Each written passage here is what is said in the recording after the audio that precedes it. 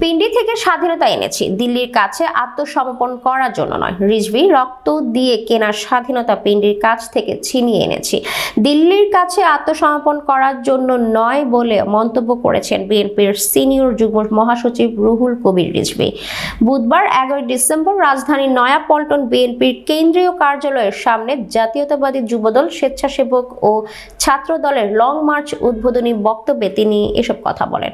রুহুল কবির রিজভী বলেন, আমরা রক্ত দিয়ে স্বাধীনতা কিনেছি, এই স্বাধীনতা আমরা বিক্রি করে দিব। আমরা পিন্ডির কাছে থেকে স্বাধীনতা ছিনিয়ে এনেছি, এটা দিল্লির কাছে আমরা আত্মসমর্পণ করব।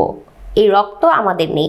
তিনি বলেন, আজকে দিল্লির যারা সাম্প্রদায়িক শাসক গোষ্ঠী, তারা মনে রেখো, তোমরা একজন ভয়ঙ্কর রক্ত পিপাসু লেডি ফেরাউনকে টিকিয়ে রাখার জন্য সমর্থন দিয়েছিলে।